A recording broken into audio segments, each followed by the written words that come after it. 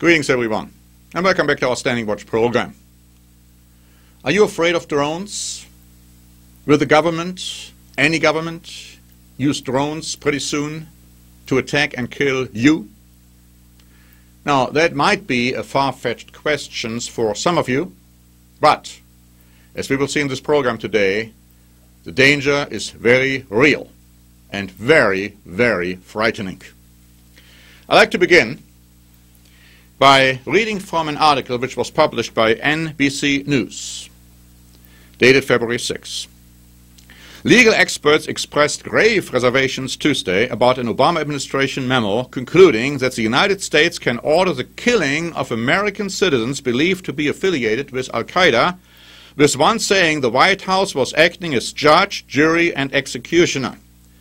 The experts said the memo threatened constitutional rights and dangerously expanded the definition of national self-defense and of what constitutes an imminent attack.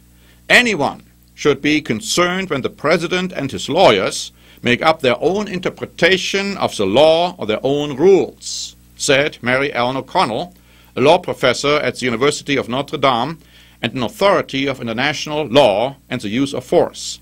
This is a very, very dangerous thing that the president has done, she said. The memo specifically says the government is not required to have clear evidence that a specific attack on U.S. persons and interests will take place in the immediate future.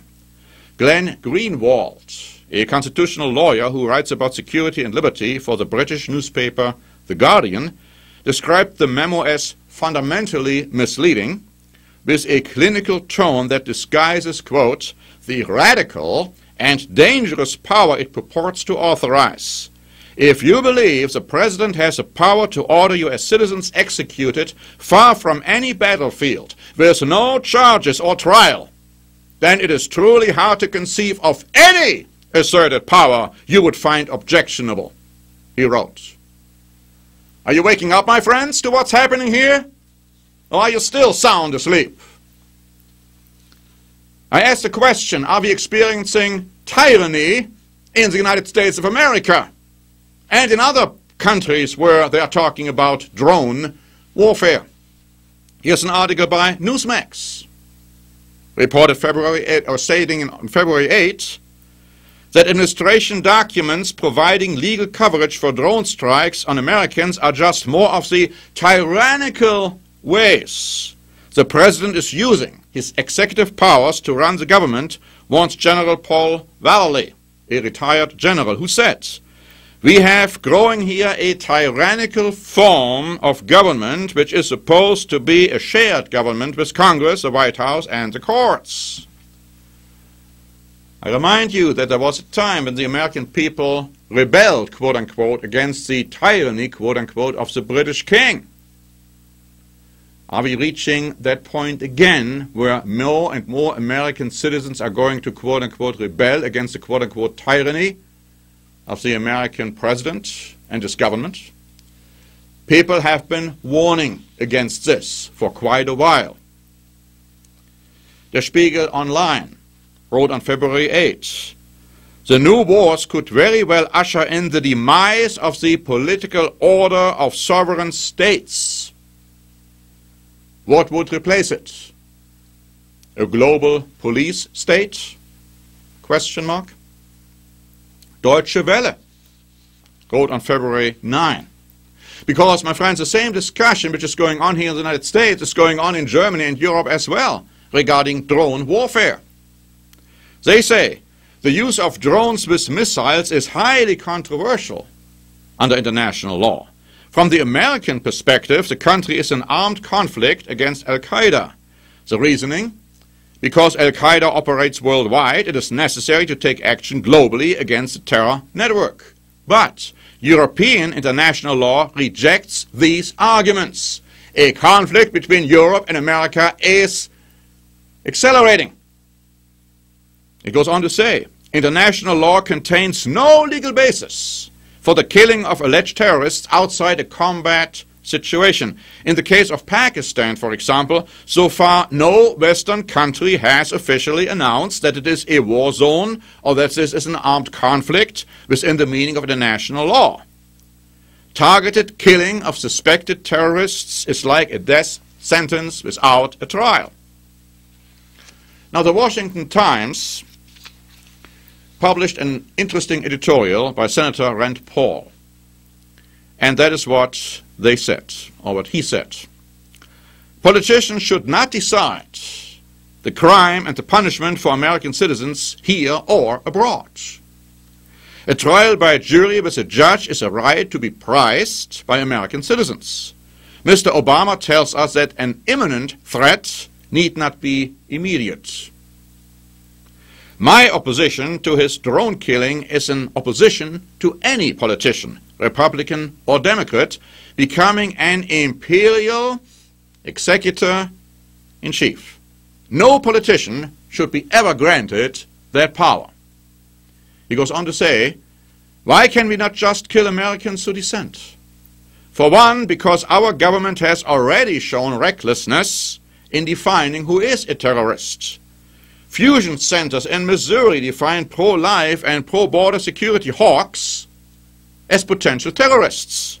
The Department of Justice produced a list of characteristics of terrorists that we should report to the government. People missing fingers, people who've changed the color of their hair, people who like to pay in cash, people who have more than 7 days of food, and people who buy weathered ammunition. Mr. Obama's pick for drone killer-in-chief, John O'Brien, says the 2001 authorization for military force after September 11 authorizes him to kill American citizens, and it doesn't contain a geographical limitation. If that doesn't wake you up, notice what the Washington Times reported on February 18.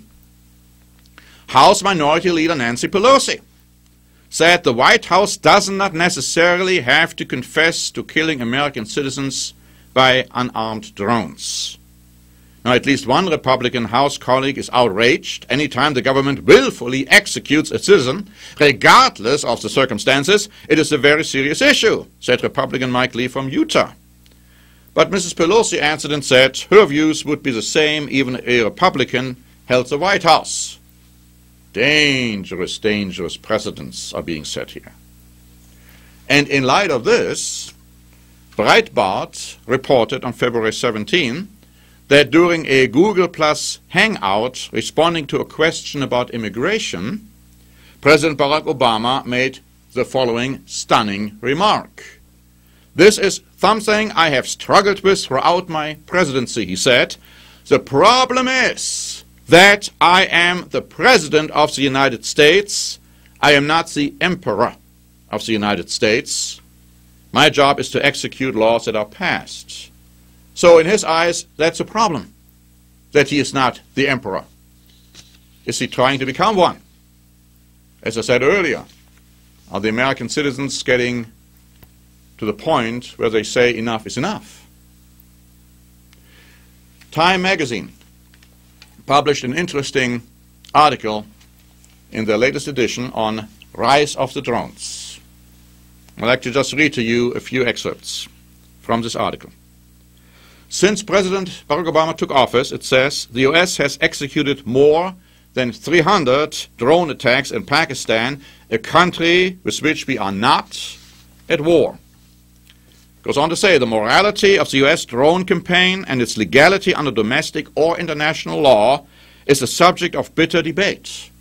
Counterterrorism Chief John Brennan and other administration officials argue publicly that the drone strikes are legal under the 2001 authorization that allows the use of force against those responsible for the 2001 attacks and their affiliates. But critics, including Jamuel Jaffer, director of the ACLU Center of Democracy, says the government's targets have broadened beyond the scope of the 2001 authorization. The international legal outlook is even murkier. A UN special rapporteur has written, if other states were to claim the broad-based authority that the United States does to kill people anywhere, any time, the result would be chaos. Whatever their legal validity, the practical effectiveness of drone strikes is undermined by their tendency to outrage and radicalize populations against the US. Voices have been heard that people will take their guns pretty soon and start shooting at drones spying on them. Can you imagine what the outcome will be? Here's another frightening statement in this article. It appears that drones are evolving faster than Americans' ability to understand how legally and ethically to use them. Drones are learning to think for themselves. Now pause a moment. They are learning to think for themselves. Are we creating Frankenstein monsters turning against their maker pretty soon? The article goes on to say they are also gaining endurance. And then notice this frightening statement. Right now the US is the only nation that operates drones on a large scale, but that will change. Flying drones is hard, but it's not that hard. It's estimated that there are 76 other countries either developing drones or shopping for them. Iran is one of them.